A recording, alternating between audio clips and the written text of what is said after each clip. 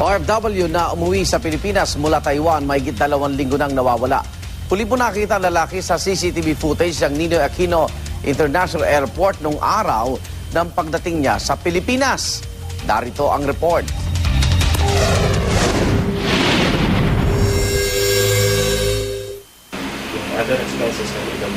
Abot-abot ang pag-aalala ni na Frederick at Aprilito Alcaraz. 2 linggo na kasing nawawala ang kapatid nilang si Randy Alcaraz, 24 na taong gulang. Pumasok si Randy sa trabaho sa isang textile company sa Taiwan noong March 18. Masaya pa raw ang text ni Randy sa kanyang pamilya noong March 22 hanggang 24.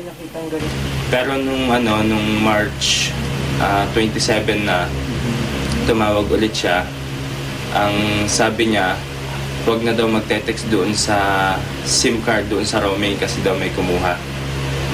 At pagkatapos sabi niya, may nanggugulo daw sa kanya doon. Ayaw daw siyang patulugin. Kinabukasan, tumawag si Randy sa kanyang pamilya at sinabing may problema umano at may kumuha sa kanyang SIM card. Kaya't nakikitawag siya gamit ang SIM card ng kanilang Pinay na coordinator. Kinaumagahan, nag-text daw ang coordinator at sinabing uuwi na si Randy. Pasado 10:00 dapat ang dating ng eroplanong sinasakyan ni Randy. Pero pasado hating gabi ay di pa rin daw nakikita si Randy ng kanyang mga kaanak. Sa CCTV footage, nakita raw ni Aprilito ang kapatid niya na pabalik-balik sa luggage claim area hanggang sa lumabas pasado 12:00 ng madaling araw.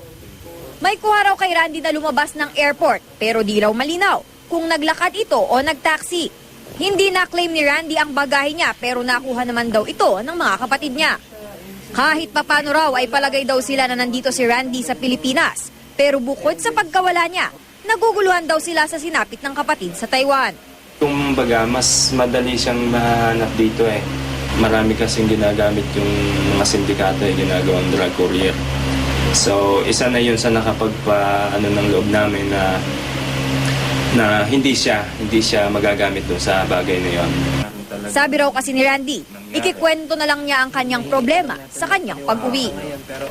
Para sa Unang Balita at Tina Imperial reporting.